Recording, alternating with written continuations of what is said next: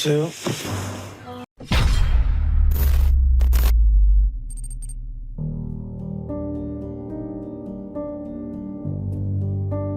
Film diawali dengan memperlihatkan seorang wanita bernama Jin Hayung yang bekerja sebagai pegawai di BMKG Pusat. Diketahui, Hayung sendiri memiliki seorang kekasih bernama Han Ki-jun yang telah menjalin hubungan asmara selama 10 tahun dengannya. Dan saat ini, mereka pun berencana akan menikah pada bulan depan.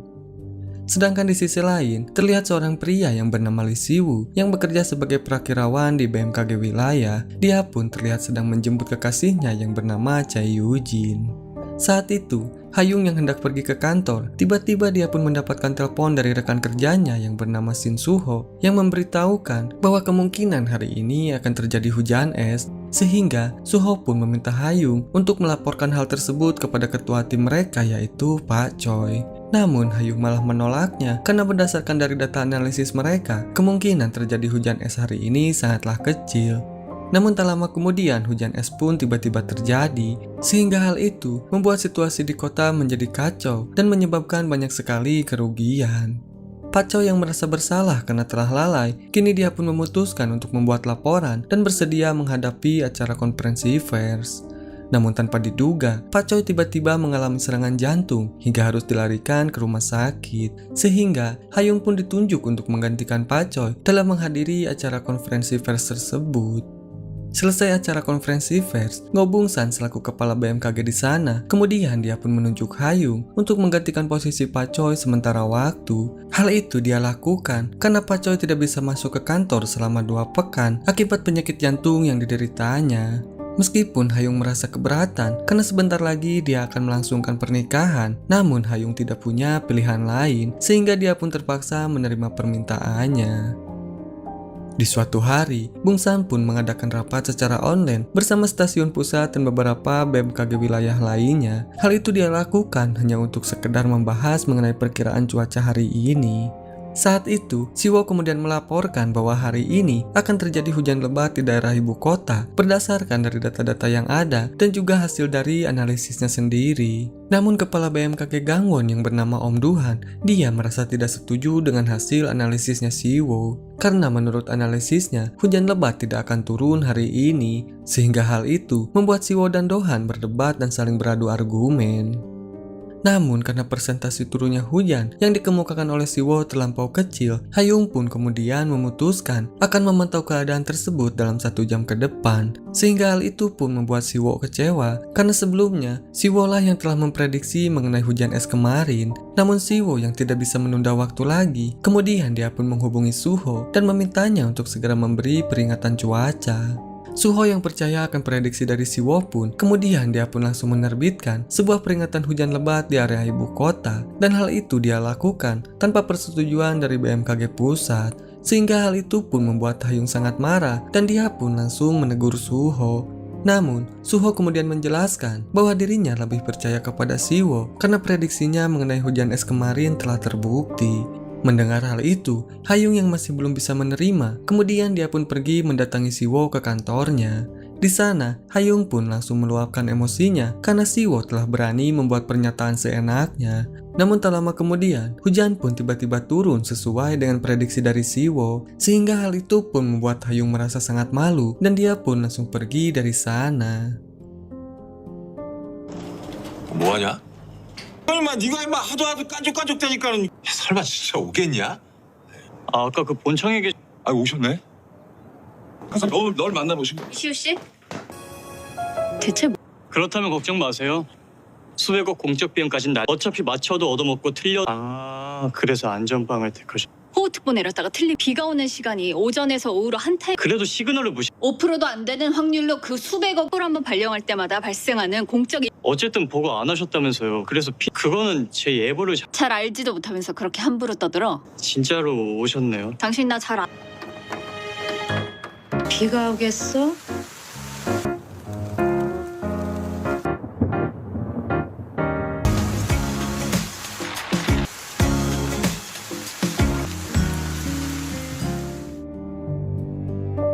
Saat hendak pulang, Hayung terlebih dahulu menghubungi Ki-jun untuk menanyakan mengenai persiapan pernikahan mereka. Namun sayang, Ki-jun tidak bisa dihubungi, sehingga Hayung pun memutuskan untuk pergi ke apartemennya Ki-jun.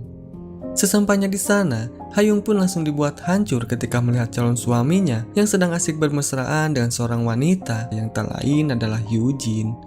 Ki-jun yang sadar akan kehadiran Hayung, kemudian dia pun langsung mengejarnya. Namun, Hayung yang sudah terlanjur sakit hati, akhirnya dia pun memutuskan untuk membatalkan pernikahan mereka. Dan parahnya lagi, Ki-jun malah setuju akan hal itu tanpa melakukan pembelaan sedikit pun. Sedangkan di sisi lain, Hyujin yang datang ke apartemennya Siwo tiba-tiba memutuskan untuk mengakhiri hubungan mereka. Sehingga hal itu membuat Siwo sangat terkejut. Namun Siwo tidak bisa berbuat apa-apa karena itu adalah keinginannya Hyujin.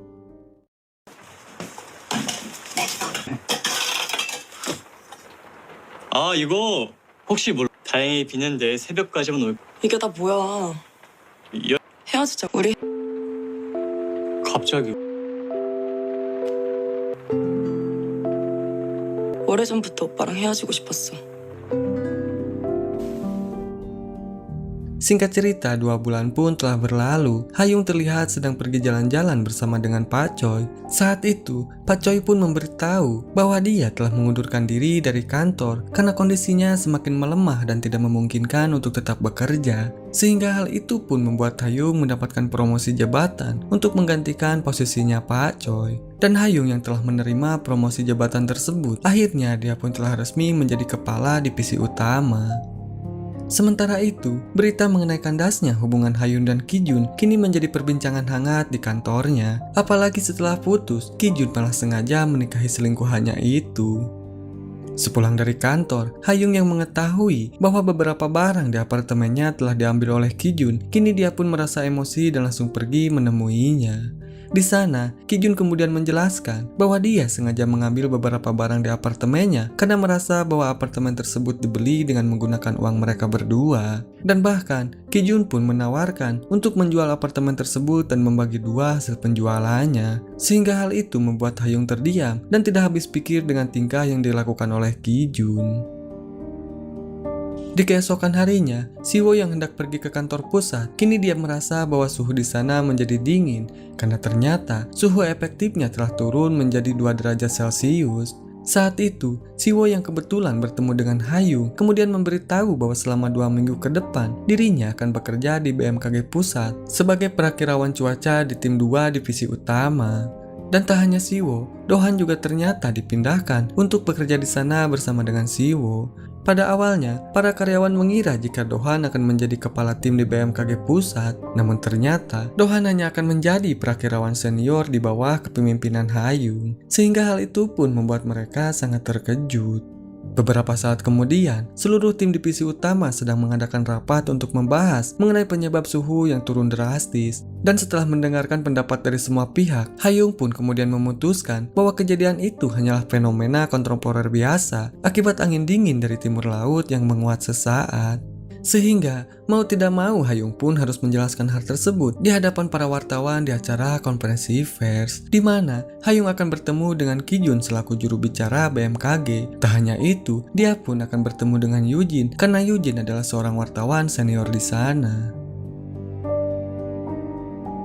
Di sore harinya, Dohan yang pulang ke rumah sambil membawakan hadiah, kini dia pun tidak mendapatkan sambutan yang baik dari anak dan juga istrinya. Dan bahkan, sang istri malah memarahi Dohan karena Dohan tidak memberitahunya lebih awal mengenai kepindahannya ke kantor pusat.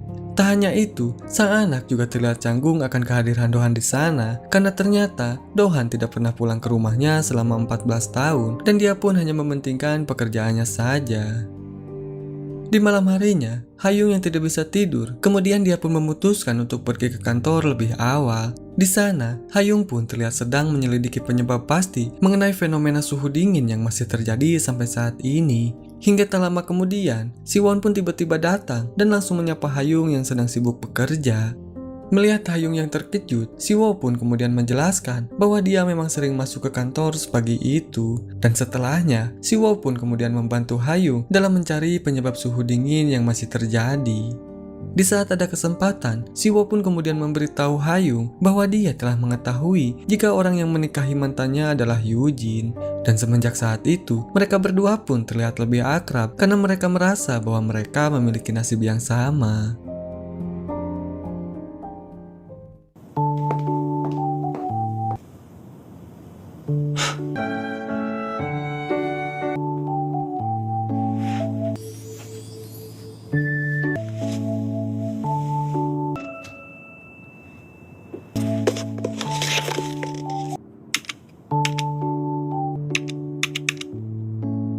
일찍 나오셨네요. Di pagi harinya, Hayung pun tiba-tiba mendapatkan telepon dari kakaknya yang mengabarkan bahwa Ki Jun telah mengirimkan surat yang berisi perjanjian bagi hasil atas penjualan apartemen milik Hayung. Mendengar hal itu, Hayung pun merasa emosi dan langsung melabrak Ki Jun di hadapan semua orang. Dan bahkan, Hayung mengungkapkan semua perlakuan menyebalkan Ki Jun kepada dirinya selama mereka berpacaran. Namun, Ki Jun yang tidak terima dengan hal itu, dia pun langsung membalas dengan mengungkapkan bagaimana tersiksanya Ki Jun saat bersama dengan Hayung. Setelah mendengar pengakuan dari Ki Jun dan mempertimbangkan hubungan mereka selama 10 tahun, Hayung pun akhirnya memutuskan untuk membagi hasil penjualan apartemen tersebut dengan memberikan bagian sebesar 7% kepada Ki Jun. Karena jika diperhitungkan, Ki Jun hanya menyetor 5 juta dari 20 juta won cicilan apartemen mereka, di mana uang muka dan lain sebagainya telah dibayarkan oleh Hayung. Mendengar hal itu, Ki Jun pun merasa dipermalukan di depan umum karena pada awalnya dia meminta pembagian rata yaitu 50-50. Sepulang bekerja, Siwo mencoba menghibur Hayung dengan mengajaknya untuk pergi minum bersama. Di sana, mereka saling berbagi cerita mengenai awal hubungan mereka dengan pasangan masing-masing dan saling menjelekkan ketika mereka putus. Setelah itu, Hayung dan Siwo pun pulang dalam keadaan mabuk dan tidak sengaja melakukan hal yang seharusnya tidak mereka lakukan.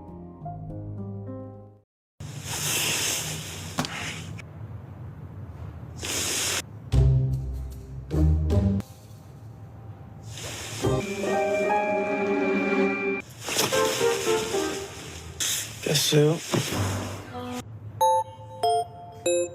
동의한 거 아니었어요? 일단 이런 사태가 벌어진 것에 대해서 그래, 우린 성인이야, 그치? 미안. 그런 건 알잖아. 무슨 말인지 알지? 어차피 이 슈트폰은 다음 주면 수도권청으로. 그러니까 내 말은 만나서는 안 되는 두 기류가 만나서. 앞으로 잘해봐요 우리.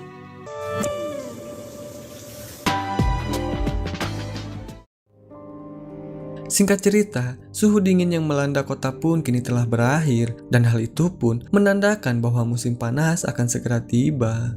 Di malam harinya, Ibu Hayung terlihat stres ketika memikirkan nasib anak-anaknya yang dirasa buruk, di mana putri pertama yang bernama Taeyung kini harus menjadi janda setelah diceraikan oleh suaminya.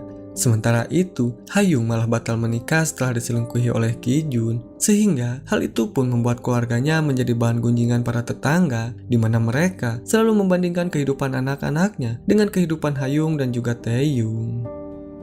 Di sisi lain, Ki Jun yang baru pulang bekerja, kini dia pun merasa emosi ketika melihat kondisi apartemennya yang sangat berantakan. Padahal setiap pagi Ki Jun selalu membersihkannya. Hingga tak lama kemudian Yujin pun pulang dan melihat Ki Jun yang sedang membersihkan apartemennya, sehingga hal itu membuat Yujin panik dan langsung meminta maaf kepada Ki Jun. Saat itu, Yujin pun kemudian beralasan bahwa dia tidak sempat membersihkannya karena dia sedang sibuk bekerja.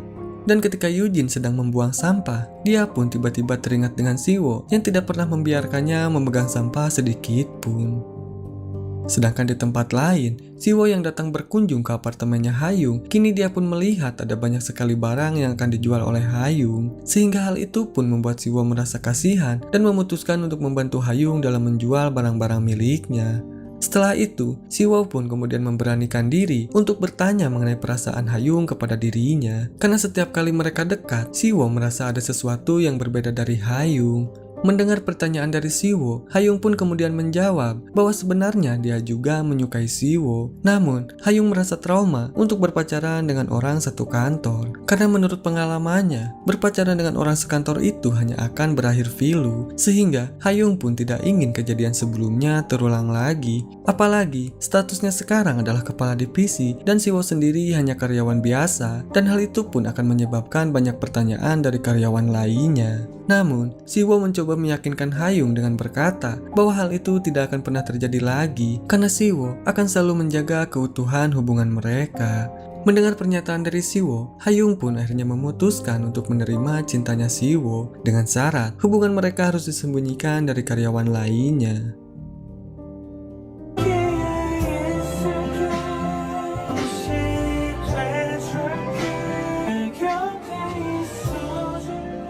Di pagi harinya, kabut tebal pun terlihat menyelimuti kota, ditambah lagi kadar partikulat tinggi yang menyebabkan jarak pandang menjadi pendek. Akibatnya, terjadi insiden kecelakaan beruntun di sebuah tol yang melibatkan 14 kendaraan beroda 4. Di keesokan harinya, Hayung dan Siwo pun terlihat menjalani aktivitas seperti biasa, layaknya seorang atasan dan juga pegawai. Dan tentunya, hal itu sengaja mereka lakukan untuk menutupi hubungan asmara di antara mereka berdua. 좋아하는 사람 생기면 얼굴에 표 딱 나. 너 여자 생겼냐? 언니랑 얼마 전에 헤어졌다더니 또 새로 만난 거예요? 아직 거기까지는 아니고. 아니요, 그냥 일로. 우리도 아는 사람? 그런 거야. 아니 기상 좀. 이슈투포 지금 당장이요? 못 알아들었어요? 내가 아니요, 들었어. 오늘 사고 난 횡성 쪽 안개 분포도 뭐야 지금? Sementara itu saat di rumah, Dohan mencoba mendekati putrinya yang bernama Bumi agar hubungan di antara mereka bisa menjadi akrab kembali. Namun, Bumi malah terlihat dingin karena belum terbiasa dengan kehadiran ayahnya. Begitupun dengan sang istri yang harus bertindak kasar setiap kali Dohan pulang ke rumah. Sehingga hal itu pun membuat Dohan kesal dan meminta mereka untuk bersikap lebih baik lagi kepadanya. Mendengar permintaan dari suaminya, sang istri pun langsung mengungkapkan kejadian di masa lalu ketika Dohan menghilang selama 14 tahun demi mementingkan pekerjaannya. Dan bahkan, Dohan tidak datang ketika sang istri melahirkan dan baru kembali ketika Bumi berusia 3 bulan. Dan setelah itu, Dohan pun kembali menghilang tanpa mempedulikan keadaan istri dan anaknya. Sehingga hal itu membuat sang istri dianggap janda oleh para tetangganya. Di sisi lain, Hayung yang hendak pulang ke rumah, dia pun tidak sengaja berpapasan dengan Yujin di sebuah lift. Saat itu, Yujin pun memberanikan diri untuk mewawancarai Hayung terkait kabut tebal yang sedang terjadi, karena Yujin sangat membutuhkan pendapat dari Hayung untuk bahan artikelnya. Namun saat artikel itu terbit, Yujin malah menjelek-jelekan BMKG dengan menuliskan bahwa BMKG sengaja tidak memberikan peringatan yang signifikan saat kabut itu terjadi. Sehingga hal itu pun membuat Hayung marah dan langsung menemui Yujin untuk meminta penjelasan padanya. Namun, Yujin malah memutarbalikkan fakta dengan berkata bahwa apa yang dia tulis telah sesuai dengan apa yang Hayung sampaikan kemarin. Padahal saat diwawancarai, Hayung sama sekali tidak pernah berkata seperti itu. Hingga tak lama kemudian, Kijun pun tiba-tiba datang dan langsung memarahi Yujin. Hal itu dikarenakan dia bertindak sebagai divisi juru bicara BMKG, dan kini nama dan juga divisinya tercoreng akibat dari artikel tersebut. Singkat cerita, awal bulan Juni pun telah tiba, di mana hal itu menandakan bahwa awal Juni merupakan masa menjelang musim panas, dan bahkan cuaca saat ini jauh lebih panas dibandingkan dengan tahun sebelumnya. Namun anehnya, di daerah lain malah terjadi hujan lokal yang menyebabkan banjir akibat sebuah sungai telah meluap. Mendengar hal itu, Siwo pun kemudian mengungkapkan bahwa penyebab utamanya adalah ketidakstabilan atmosfer yang menguat seiring dengan turunnya udara di malam hari. Sementara itu, Dohan dan Hayung terlihat pergi ke pangkalan pompa air hujan untuk melihat proses pencarian korban hilang akibat banjir. Beruntung setelah beberapa saat mencari, kedua korban pun akhirnya berhasil ditemukan dalam keadaan selamat. Setelah itu, Hayung pun kemudian mengajak Dohan untuk pergi makan malam bersama. Di sana, Dohan kemudian menceritakan mengenai masalah keluarganya kepada Hayung, di mana saat ini Dohan memutuskan untuk pergi dari rumah setelah bertengkar kemarin dengan sang istri. Selesai makan, Dohan pun kemudian keluar dari kedai dalam keadaan mabuk, sehingga Hayung pun langsung memapahnya dan membawa Dohan ke sebuah motel terdekat, karena Hayung tahu bahwa saat ini Dohan tidak memiliki tempat tinggal. Namun sesampainya di sana, Hayung tidak sengaja bertemu dengan Siwo, sehingga hal itu pun membuat mereka saling mencurigai satu sama lain. 근데 너는 이 상처는 대답하기 싫은 거야 아니면 동료가 취하면 집으로 보내지 모텔. 이슈 씨 조심히 가고. Di keesokan harinya, Hayung pun meminta Siwo untuk mempertimbangkan kembali mengenai hubungan mereka saat ini, karena Hayung merasa bahwa luka di masa lalunya belum bisa membaik. Dan saat melihat Siwo di motel kemarin, Hayung pun terus memikirkannya dan mencurigai Siwo bahwa Siwo telah berselingkuh. Namun Siwo kemudian menjelaskan bahwa dia tidak pernah berselingkuh dan wanita yang dia temui di motel kemarin tidak ada hubungannya dengan Siwo sama sekali. Akan tetapi Hayung tetap tidak mempercayainya, sehingga Siwo pun menceritakan kejadian yang sebenarnya di malam itu, di mana dia sengaja datang ke motel tersebut hanya sekedar untuk menemui ayahnya, karena sang ayah selalu menghubungi Siwo dan meminta uang kepadanya untuk bermain judi. Dan bahkan sang ayah pun dengan tega menghabiskan uang tabungan milik Siwo hingga membuat Siwo harus hidup dengan pas-pasan. Dan hal itu pun membuat Siwo sangat muak dan meminta sang ayah untuk tidak menghubunginya lagi, karena jika tidak, maka Siwo tidak akan segan-segan melaporkan ayahnya ke kantor polisi. Namun ketika Siwo pergi, sang ayah pun tidak sengaja melihat Siwo yang sedang bersama dengan Hayung saat itu, dan bahkan sang ayah pun sempat mendengar percakapan di antara mereka.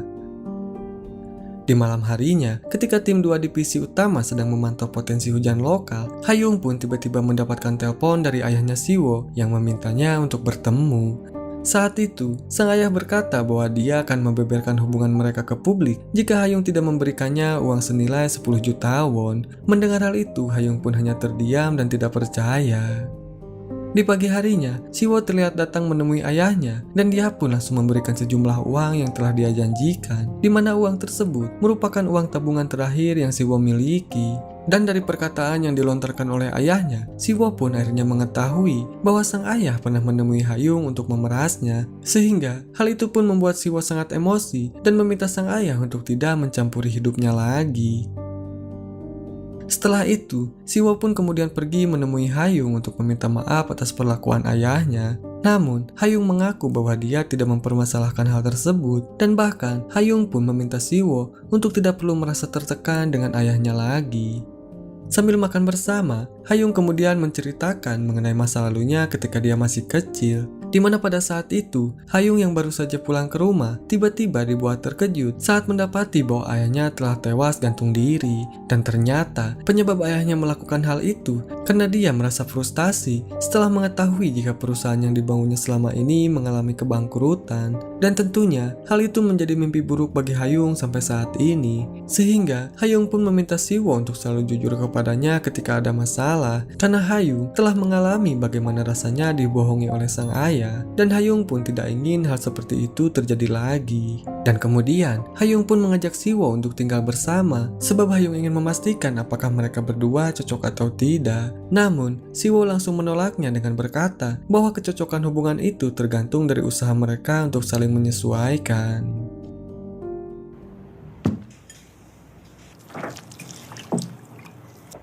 우리 아버지가 가장 좋아하시던 건데 우리 엄마가 직접 쓰신 거야. 전 기억하고 싶지 않은 날 중 하나야. 아버지 돌아가신 날은 다녀왔습니다. 엄마.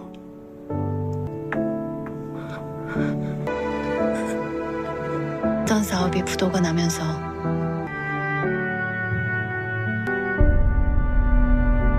나는 그런 아버지도 겪었어. 하나만 약속해줄래? 그러지 않을 거라고 약속해줘.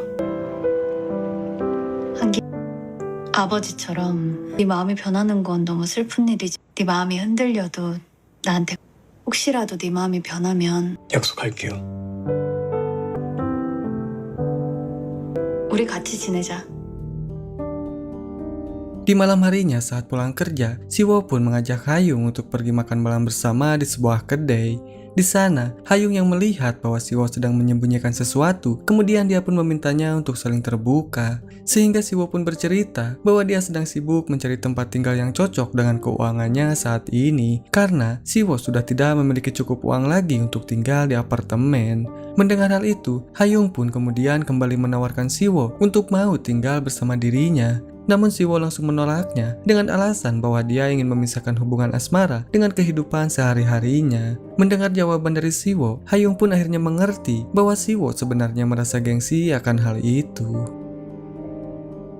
Sepulang dari kedai, Siwo pun kemudian pergi menemui Dohan di kantor sambil membawakan ayam goreng untuknya. Ternyata Dohan sengaja tinggal di ruang piket untuk menghindari konflik bersama dengan istrinya.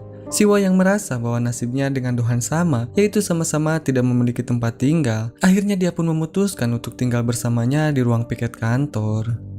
Di keesokan harinya, Hayung pun mendapatkan banyak keluhan dari beberapa pegawai yang mengeluhkan bahwa mereka tidak bisa beristirahat karena ruang piketnya sedang ditempati oleh anggota tim 2. Sehingga mau tidak mau Hayung pun harus menyuruh Siwo dan Dohan untuk pergi dari ruang piket tersebut. Karena Siwo dan Dohan tidak memiliki tempat lain untuk ditinggali, akhirnya mereka pun memutuskan untuk tidur di dalam mobil. Mengetahui hal itu, Hayung yang merasa tidak tega pun kemudian mengajak mereka untuk tinggal di apartemennya dengan syarat bahwa biaya pemeliharaan apartemen tersebut akan dibagi oleh mereka bertiga. Meskipun merasa ragu, namun pada akhirnya mereka pun menyetujuinya. Hingga tak lama kemudian, Kijun yang sedang mabuk tiba-tiba datang ke apartemennya Hayung dan dia pun meminta izin untuk masuk sebentar. Namun, Hayung pun langsung mengatakan bahwa Kijun harus membicarakan masalahnya dengan sang istri dan bukan dengan dirinya. Dan di saat yang bersamaan, Suho yang juga tinggal di apartemen tersebut, kini dia pun merasa terkejut saat melihat Kijun berada di sana. Sehingga Hayung pun langsung membawa Kijun keluar dari apartemen. Dalam keadaan setengah sadar, Kijun kemudian meminta maaf karena telah mengkhianati Hayung. Dan bahkan, Kijun pun terus meminta maaf sampai akhirnya terjatuh karena efek alkohol. Siwo yang mengetahui hal itu, kemudian dia pun mengantarkan Kijun ke apartemennya. Saat itu, Yujin pun mendengar suaminya terus-menerus meminta maaf kepada Hayung, sehingga hal itu membuat Yujin pun merasa sangat cemburu. Di keesokan harinya, Hayung yang sedang menuju ke kantor, tiba-tiba mengalami kecelakaan ringan yang menyebabkan mobilnya menjadi rusak. Sehingga Hayung pun langsung menghubungi pihak asuransi untuk melaporkan hal tersebut. Namun pihak asuransi berkata bahwa mobil Hayung tidak terdaftar dalam asuransi mereka, sehingga hal itu pun membuat Hayung sangat terkejut. Dan ternyata, tanpa sepengetahuan Hayung, Kijun telah mengganti asuransi mobil tersebut ke asuransi kenalannya. Dan saat ditanyai, Kijun beralasan bahwa dia sengaja mengganti asuransi mobilnya karena dia berpikir bahwa mereka akan menggunakan satu mobil yang sama setelah mereka menikah nanti. Namun Hayung yang terlanjur kesal langsung memarahinya karena Kijun selalu memutuskan sesuatu sendirian hingga membuat Hayung harus membereskan masalah yang ditimbulkannya. Kijun yang tidak bisa berbuat apa-apa, kemudian dia pun meminta maaf dan mengajak Hayung untuk pergi ke kantor bersama dirinya.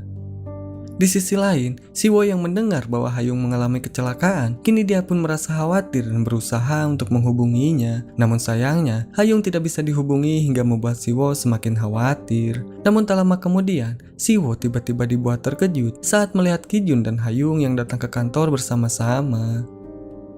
Di siang harinya, Yujin yang datang menemui Siwo untuk menanyakan mengenai kejadian kemarin ketika Kijun datang ke apartemen Hayung dalam keadaan mabuk. Mendengar hal itu, Siwo pun memberitahu bahwa Kijun datang ke sana untuk meminta maaf karena dia telah merasa bersalah telah mengkhianati Hayung. Dan bahkan, Kijun pun juga bercerita mengenai ketidaknyamanannya ketika mengetahui jika Yujin dan Siwo pernah tinggal bersama sewaktu pacaran dulu. Sehingga hal itu membuat Yujin cemas akan kelangsungan hubungan mereka saat ini karena Yujin merasa bahwa Kijun mulai berperilaku dingin kepada dirinya.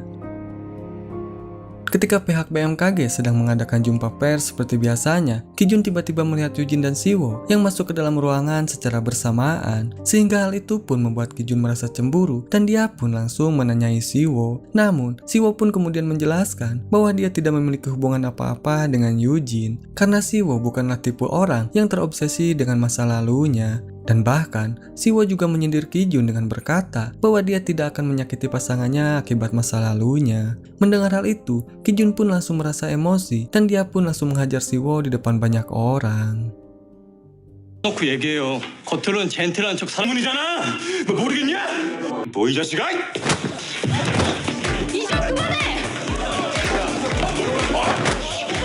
잘못 그랬어 너. 너는 이 새끼야.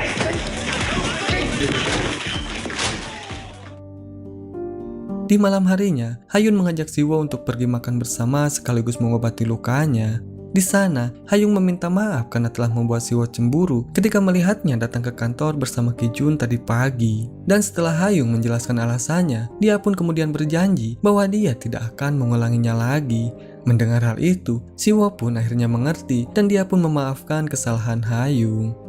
Sementara itu di luar restoran, Ki-jun yang ternyata sedang mengikuti mereka, kini dia pun mengetahui jika selama ini Siwo telah berpacaran dengan Hayung. Sehingga hal itu pun membuat Ki-jun merasa kesal karena dia tidak rela jika Hayung berpacaran dengan Siwo. Di keesokan harinya, Ki-jun mengajak Hayung untuk berbicara empat mata karena Ki-jun ingin mengkonfirmasi mengenai apa yang dia lihat kemarin malam. Namun, Hayung langsung mengelak dan berkata bahwa dia tidak akan mungkin menjalin hubungan dengan rekan sekantor lagi. Rupanya, Ki-jun sengaja menanyakan hal tersebut karena dia sangat mengkhawatirkan Hayung, karena dia merasa bahwa Siwo bukanlah pria yang baik. Ki-jun pun kemudian berpikir jika Siwo sengaja memanfaatkan Hayung untuk membalaskan dendam kepada dirinya. Namun Hayung terlihat tidak peduli dan dia pun langsung pergi meninggalkan Ki-jun begitu saja. Semenjak kejadian itu, Ki-jun yang sadar bahwa dia masih memiliki perasaan kepada Hayung, kini dia pun merasa cemburu akan hubungan Hayung dengan Siwo. Dan bahkan, hal itu membuat sikapnya kali ini menjadi semakin dingin kepada Yujin.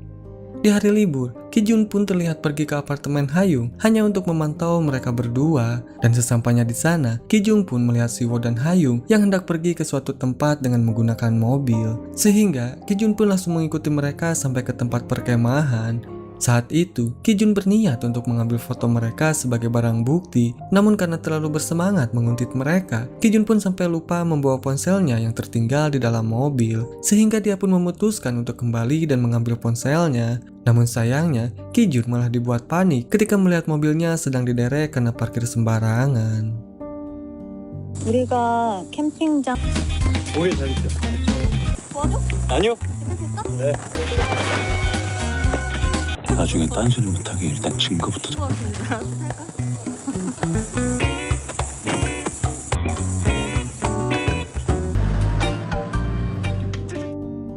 Di keesokan harinya, BMKG pun mendapatkan banyak komplain dari masyarakat karena prediksi mengenai hujan yang akan turun malah melenceng dari perkiraan. Sehingga pihak BMKG pun langsung berdiskusi untuk membahas masalah-masalah tersebut. Saat itu, Ki-jun dan Siwo pun terlihat saling berdebat dan saling menguatkan argumennya satu sama lain. Sehingga, Bung San pun meminta mereka untuk berdebat secara empat mata agar mereka bisa mencapai kesimpulan bersama.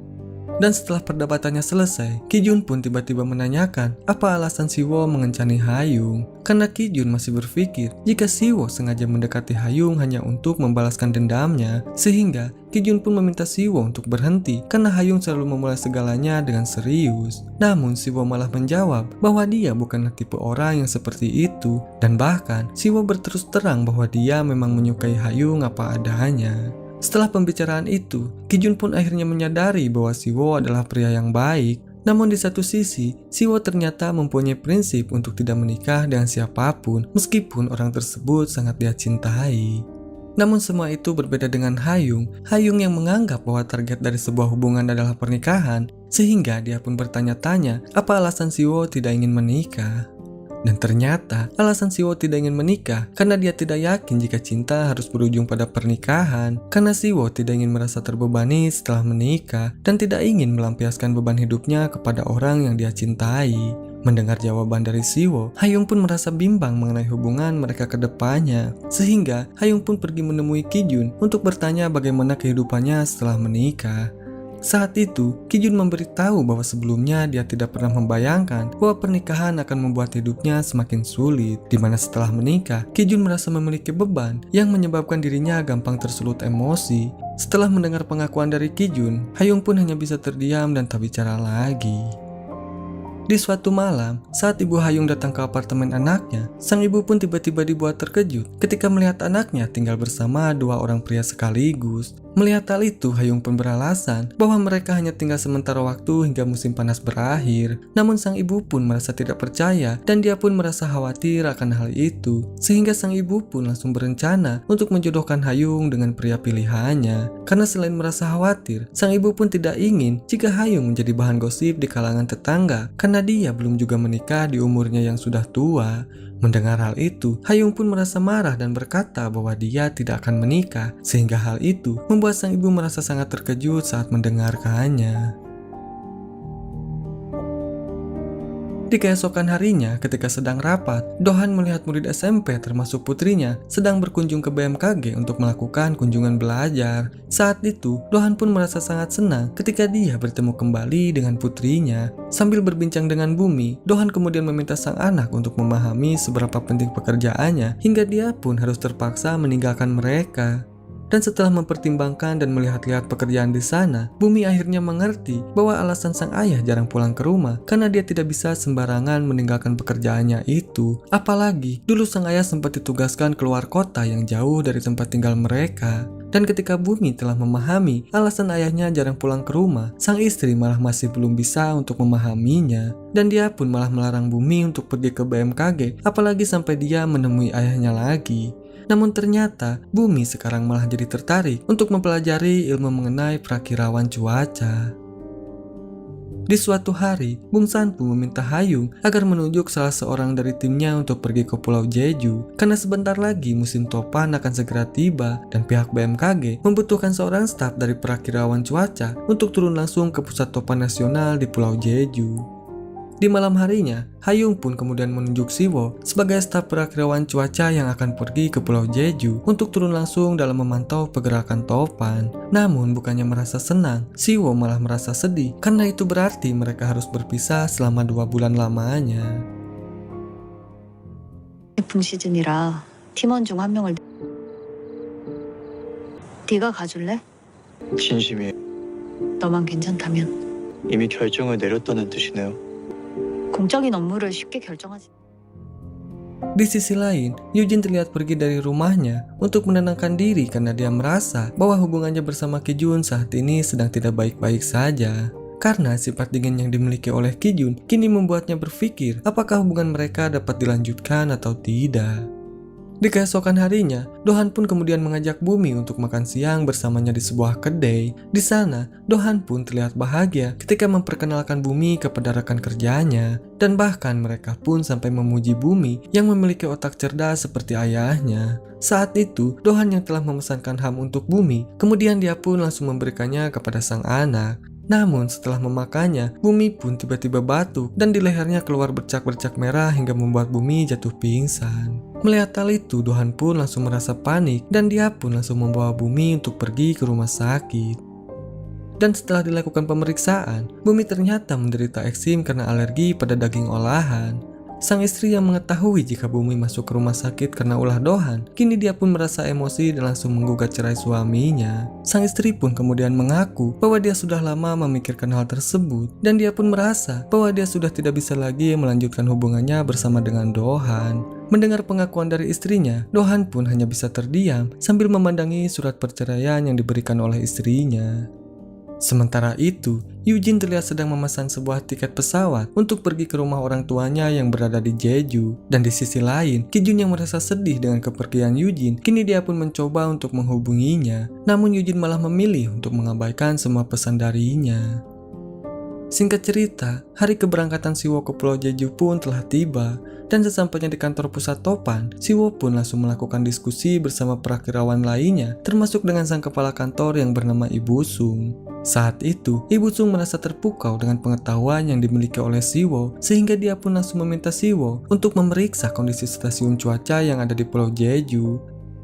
Setibanya di lokasi, Siwo pun tidak sengaja bertemu dengan Yujin yang sedang berjalan bersama dengan ibu dan juga adiknya.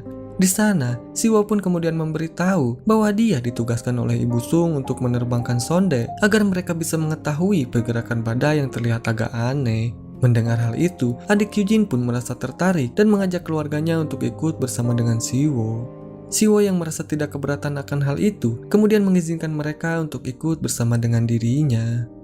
Dan ketika Siwo sedang mengisi balon tersebut dengan hidrogen, tanpa diduga balon itu tiba-tiba meledak yang mengakibatkan Siwo terluka hingga harus dilarikan ke rumah sakit.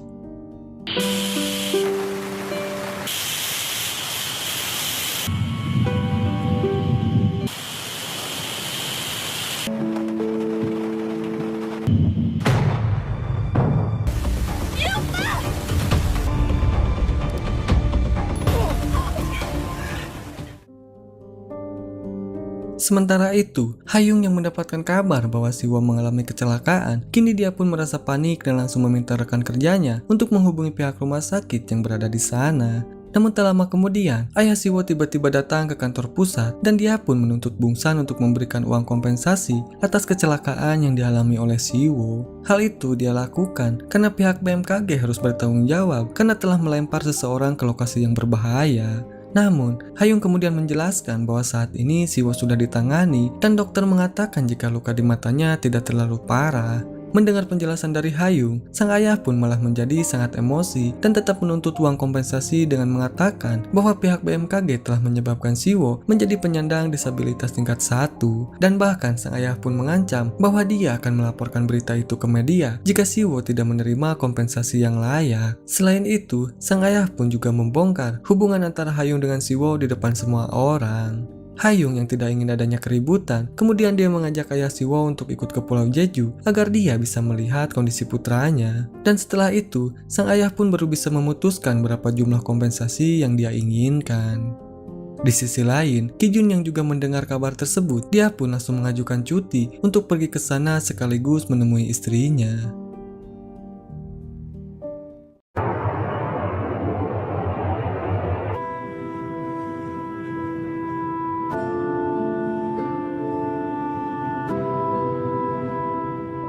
Singkat cerita, mereka pun akhirnya tiba di rumah sakit Jeju. Di sana, Hayung pun langsung masuk ke ruang rawat untuk memeriksa keadaannya Siwo. Sementara itu, sang ayah terlihat sedang berbincang bersama dokter untuk mengetahui kondisi anaknya sekarang. Saat itu, dokter kemudian menjelaskan bahwa Siwo mengalami sedikit luka bakar di wajahnya dan kornea mata kirinya juga terluka akibat ledakan. Sang dokter meminta sang ayah untuk tidak khawatir karena luka di mata Siwo telah diobati dengan sangat baik. Mendengar hal itu, sang ayah pun mencoba memanfaatkan keadaan tersebut dengan meminta sang dokter untuk menulis akibat cedera kornea mata yang dialami oleh Siwo di surat keterangan dokter karena dia ingin menggunakan surat tersebut untuk meminta uang kompensasi dalam jumlah yang sangat besar. Sehingga sang ayah pun langsung menemui Hayung dan mengatakan bahwa dia ingin meminta uang kompensasinya sebesar 30 juta won. Siwo yang mendengar percakapan mereka, dia pun langsung memarahi sang ayah dan menyuruh sang ayah untuk segera pergi dari sana. Karena Siwo tahu bahwa kedatangan ayahnya ke sini bukanlah untuk menjenguknya, melainkan untuk menentukan jumlah uang kompensasi yang akan dia terima. Di mana uang kompensasi tersebut akan digunakan sang ayah untuk bermain judi. Dan setelah itu, Siwo pun kemudian pergi dari sana dengan wajah yang kesal. Hayung yang melihat hal itu, dia pun langsung mengejar Siwo dan meminta maaf karena telah mengajak ayahnya pergi ke Pulau Jeju. Namun tanpa diduga, Siwo malah memutuskan untuk mengakhiri hubungannya dengan Hayung. 나한테 생각해보라고 했죠. 당신이 당신인 것처럼 나와 우리 아버지 관계도 그래요. 아무래도 안 되겠어요. 사람이 태풍의 경로를 바꿀 수 없는 것처럼 나한테서 도망치라고요.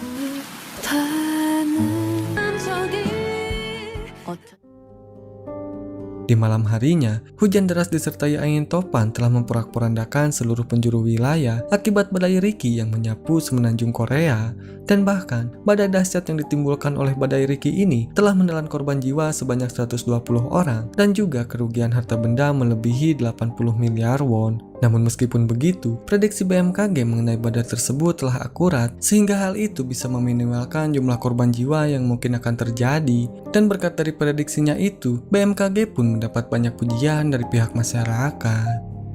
Di suatu hari, Kijun pun terlihat datang menemui Yujin di rumah keluarganya. Di sana, Kijun pun langsung berlutut dan meminta maaf karena telah membuat Yujin sangat bersedih. Dan bahkan, Kijun juga berkata bahwa dia tidak akan berdiri sampai Yujin bersedia untuk ikut bersamanya kembali ke Seoul. Yujin yang melihat ketulusan dari Kijun, akhirnya dia pun bersedia untuk kembali ke Seoul bersamanya. 일어나. 대답 빨리 일어나. 올라간다고 하면 일어나라니까? 오빠랑 같이 서 마음 아프게 한 거 속상하게 왜 이래 뭐 하는 거야? 정말 같이 올라가는 거다 그럼? 알았어.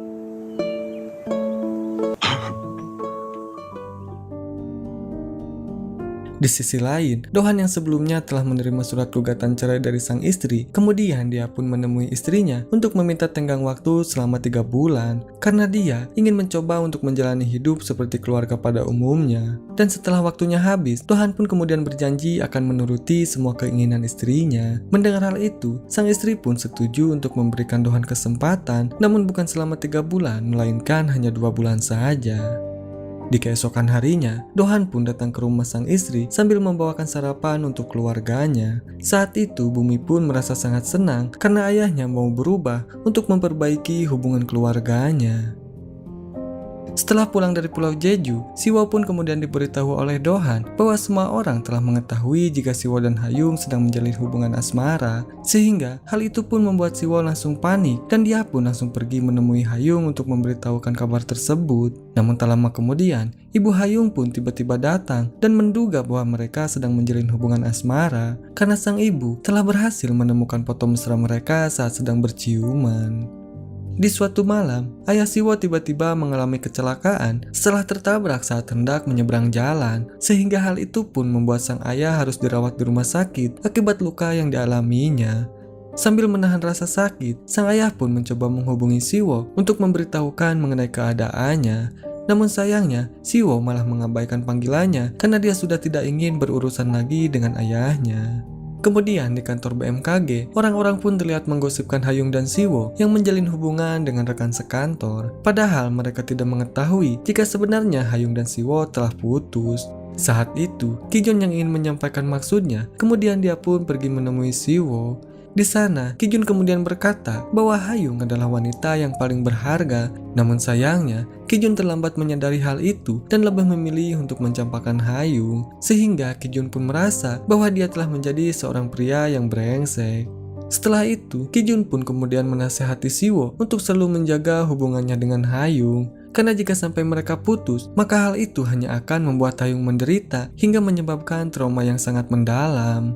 Dan setelah mendengar nasihat dari Kijun, Siwo pun akhirnya datang menemui Hayung dan memintanya untuk merahasiakan mengenai kandasnya hubungan mereka. Karena Siwo tidak ingin membuat Hayung menderita akibat gosip yang akan dibuat oleh orang lain. Sementara itu, terlihat Yujin yang datang menemui Kijun untuk memberitahukan bahwa saat ini dirinya sedang hamil. Namun bukannya merasa senang, Kijun hanya terdiam seperti tidak menginginkan kehamilan Yujin, sehingga hal itu pun membuat Yujin merasa sangat sedih. Sepulangnya dari kantor, Kijun langsung meminta maaf kepada Yujin karena dia tidak sempat memberikan ucapan selamat. Kijun pun kemudian beralasan bahwa itu terlalu mendadak hingga membuat dirinya sangat terkejut. Padahal sebenarnya, Kijun merasa takut jika dia tidak bisa menjadi ayah yang baik bagi anaknya. Hal itu disebabkan karena Kijun menyadari bahwa kondisi keuangan mereka masih belum stabil. Yujin yang mengerti akan hal itu, akhirnya dia pun memutuskan untuk menggugurkan kandungannya. 혼자 많이 힘들었지. 그래도 너무 나 다음 주에 산부인과 예약했어. 솔직히 오빠도 원하지 않지. 무슨 말이야? 그렇게 하지 오빠. 그러려고 그랬던 게 아닌데. Di sisi lain, Hayung yang hendak pulang ke apartemennya, tiba-tiba dia pun mendapatkan telepon dari ayahnya Siwo yang memintanya untuk datang ke rumah sakit. Hal itu dia lakukan karena dia tidak bisa menghubungi Siwo, dan saat ini dia sedang membutuhkan seseorang untuk menemaninya. Beberapa saat kemudian, ketika Hayung baru saja datang, sang dokter tiba-tiba memberitahu bahwa di paru-paru kanan ayahnya Siwo terdapat benjolan berukuran 3 cm yang diduga sebagai tumor. Sehingga, dokter pun menyarankan agar sang ayah melakukan biopsi untuk memastikan benjolan tersebut. Mendengar hal itu, Hayung pun langsung menandatangani formulir biopsi ayahnya Siwo. Saat di kantor, Dohan pun terlihat menghubungi istrinya untuk menanyakan hadiah ulang tahun apa yang cocok untuk diberikan kepada Bumi. Mendengar hal itu, sang istri pun memberitahu bahwa Bumi hanya ingin makan malam sekeluarga sebagai kado ulang tahunnya yang sangat spesial. Selesai rapat, Siwo kemudian datang menemui Hayung untuk meminta maaf karena sebelumnya dia telah marah kepadanya. Padahal, Hayung hanya ingin menyampaikan mengenai kondisi ayahnya saat ini. Siwo yang masih memiliki perasaan kepada Hayung, kemudian dia pun memberitahu bahwa alasan dia memutuskannya karena sang ayah. Hal itu dia lakukan karena Siwo tidak ingin membuat Hayung menderita karena sikap ayahnya yang selalu meminta uang untuk berjudi. Mendengar hal itu, Hayung pun mengerti apa yang dirasakan oleh Siwo. 미안해요. 과장님 말이 맞아요. 진짜라니까. 나 이해해. 괜찮아. 나한테까지 사과. 나를 이해한다고요. 왜 자꾸 괜찮다고 해요. 때려뒀으면 어쩌려고요. 못 헤어지겠다고. 이러다가 나 아직 당신 진짜 많이 좋아해요. Di malam harinya, Dohan yang sedang dalam perjalanan menuju ke restoran, tiba-tiba dia dihubungi oleh Suho yang memberitahukan bahwa di kantor sedang ada banyak masalah, sehingga mau tidak mau Dohan pun harus membatalkan janjinya dengan Bumi. Namun, Bumi yang telah mengerti akan kondisi ayahnya, kini dia pun terlihat bahagia dan tidak marah, karena Bumi tahu bahwa sang ayah telah melakukan yang terbaik untuk keluarganya. Di sisi lain, terlihat Hayung yang mengantarkan Siwo pergi ke rumah sakit untuk mengetahui hasil biopsi dari ayahnya. Saat itu, dokter kemudian memberitahu bahwa ayahnya mengidap kanker paru-paru stadium 3 dan hal itu sudah menyebar ke limpa hingga ke sisi kanan lambungnya. Mendengar hal itu, Siwo pun merasa khawatir dan dia pun langsung menangis di samping tempat tidur ayahnya. Sementara itu, terlihat Yujin yang sedang menahan sakit di bagian perutnya. Dan setelah diperiksa, Yujin ternyata mengalami perut kembung akibat peragangan rahim. Dan ketika dokter memperdengarkan detak jantung bayi mereka, Kijun pun tiba-tiba merasa terharu dan dia pun memutuskan untuk mempertahankan bayi mereka. Karena mulai saat ini, Kijun akan bekerja lebih keras lagi agar dia bisa memberikan yang terbaik untuk anaknya. Beberapa hari kemudian, Siwo pun mendapatkan telepon dari pihak rumah sakit yang memberitahukan bahwa ayahnya telah kabur dari sana. Sehingga hal itu pun membuat Siwo sangat panik dan dia pun langsung mencari keberadaan ayahnya. Hingga tak lama kemudian, sang ayah pun kemudian menghubungi Siwo dan dia pun meminta maaf karena dia tidak bisa menjadi ayah yang baik untuk dirinya. Selain itu, sang ayah juga berpesan agar Siwo mempertahankan hubungannya dengan Hayung karena sang ayah merasa bahwa Hayung adalah orang yang paling baik untuk Siwo. Mendengar hal itu, Siwo pun meminta ayahnya untuk melakukan komoterapi dan juga serangkaian pengobatan. Namun ayahnya langsung menolak dengan berkata bahwa sebentar lagi dirinya akan mati, sehingga hal itu pun membuat Siwo merasa sangat sedih mendengar hal itu. 아버지 지금 어디예요? 아버지. 어디냐니까! 아따 이 새끼 귀청 떨어지겠네. 지금 어디예요? 아 어딘지 나 애비 유언이라면 나도 임마 양심이란 게 있어. 나랑 같이 아버지 죽어도 절대로 안 올 거니까 아버지한테 내가 할 수 있는 거 다 해줄 거야. 아버지도 양심이 있으면 나한테 아버지 노릇 좀 제대로 하고 와라. 내가 언제 네 애비 노릇했다고?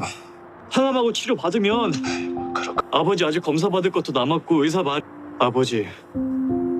네 인생에서 평생 그런 여자 만나니까 괜히 뻗팅기지 말고 내가 아무리 생각해도 아까워서 그래.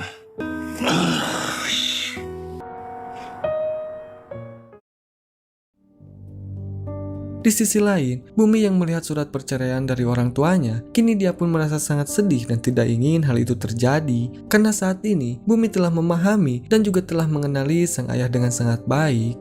Sang ibu yang melihat hal itu pun, kemudian dia pun datang menemui Dohan di ruang piket. Di sana dia pun mengatakan bahwa dia akan membatalkan perceraian mereka. Sehingga hal itu membuat Dohan merasa terharu dibuatnya. Sambil memeluk istrinya, Dohan kemudian berjanji bahwa dia akan memperbaiki semuanya.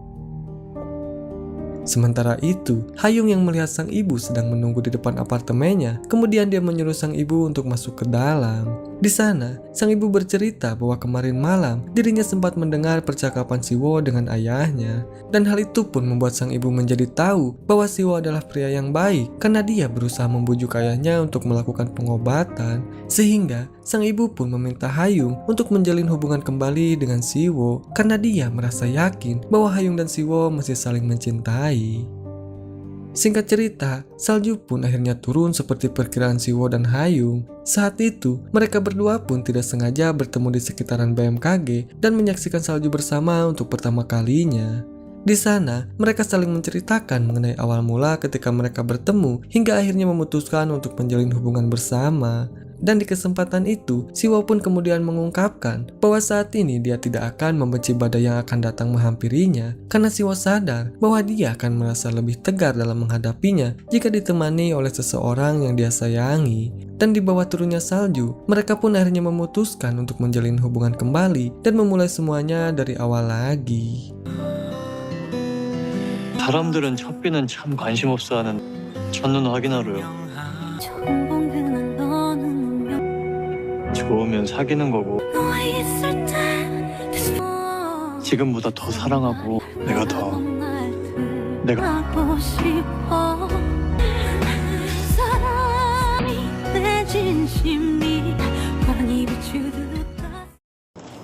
뭐하냐? 설마 네가 임마 하도 깐족깐족대니까는 설마 진짜 오겠냐? 아까 그 본청에 계신 아 오셨네. 그래서 널 만나러 오신 거야. 시우 씨? 대체 그렇다면 걱정 마세요. 수백억 공적 비용까진 어차피 맞춰도 얻어먹고 틀려. 그래서 안전빵을 택하셨. 호우특보 내렸다가 틀린 비가 오는 시간이 오전에서 오후로 한 타임 그래도 시그널을 5%도 안 되는 확률로 그 수백억을 한번 발령할 때마다 발생하는 공적 어쨌든 보고 안 하셨다면서요. 그래서 그거는 제 예보를 잘 알지도 못하면서 그렇게 함부로 떠들어. 진짜로 오셨네요. 당신 나 잘 비가 오겠어?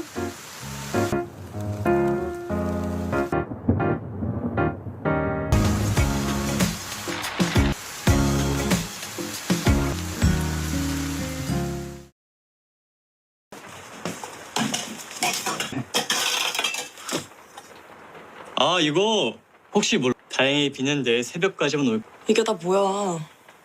여... 헤어지자. 우리 갑자기 오래전부터 오빠랑 헤어지고 싶었어.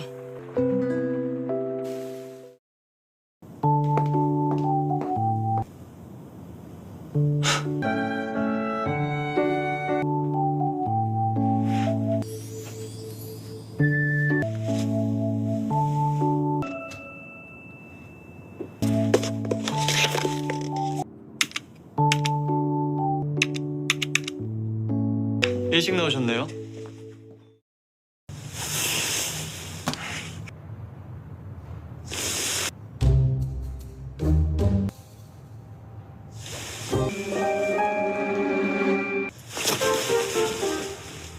깼어요? 동의한 거 아니었어요? 일단 이런 사태가 벌어진 것에 대해서 그래 우린 성인이야 그치? 미안. 그런 건 알잖아. 무슨 말인지 알지? 어차피 이 슈트폰은 다음 주면 수도권 청으로 그러니까 내 말은 만나서는 안 되는 두 기류가 만나서 앞으로 잘해봐요 우리.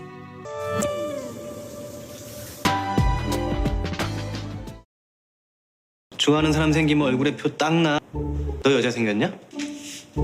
언니랑 얼마 전에 헤어졌다더니 또 새로 만난 거예요? 아직 거기까지는 아니고. 아니요 그냥 일로. 우리 너 아는 사람? 그런 거야.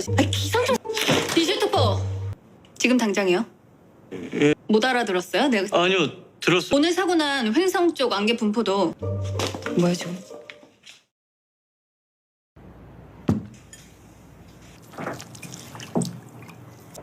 우리 아버지가 가장 좋아하시던 건데 우리 엄마가 직접 쓰신 거야. 전 기억하고 싶지 않은 날 중 하나야. 아버지 돌아가신 날은 다녀왔습니다. 엄마.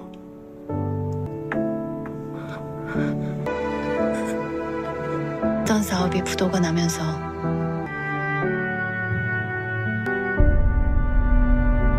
나는 그런 아버지도 겪었어. 하나만 약속해줄래? 그러지 않을 거라고 약속해줘. 아버지처럼 네 마음이 변하는 건 너무 슬픈 일이지. 네 마음이 흔들려도 나한테 혹시라도 네 마음이 변하면 약속할게요. 우리 같이 지내자.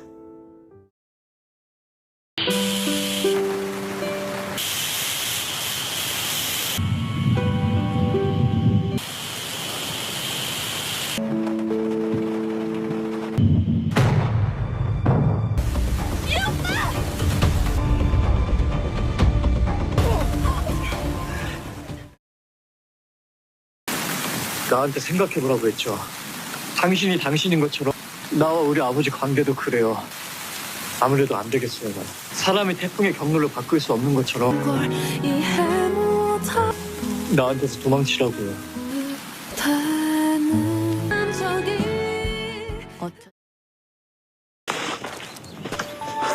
일어나. 대답 빨리 일어나. 올라간다고 하면 일어나라니까?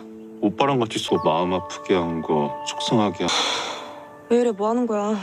정말 같이 올라가는 거다 그럼? 알았어.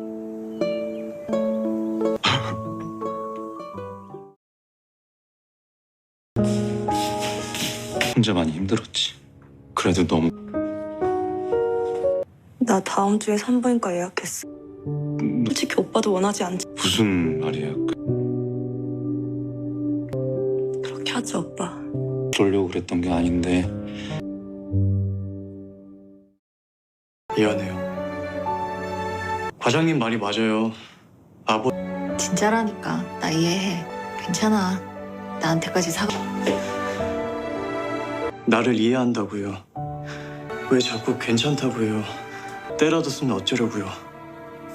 못 헤어지겠다고. 이러다가 나 아직 당신 진짜 많이 좋아해요. 아버지 지금 어디예요? 아버지. 어디냐니까! 아따 이 새끼 귀청 떨어지겠네. 지금 어디예요? 아 어딘지 나 애비 유언이라면 나도 임마 양심이란 게 있어. 나랑 같이 아버지 죽어도 절대로 안 올 거니까 아버지한테 내가 할 수 있는 거 다 해줄 거야. 아버지도 양심이 있으면 나한테 아버지 노릇 좀 제대로 하고 와라. 내가 언제 네 애비 노릇했다고. 항암하고 치료 받으면 아버지 아직 검사 받을 것도 남았고 의사 아버지 네 인생에서 평생 그런 여자 만나. 그러니까 괜히 뻗팅기지 말고 내가 한만 생각해도 아까워서 그래.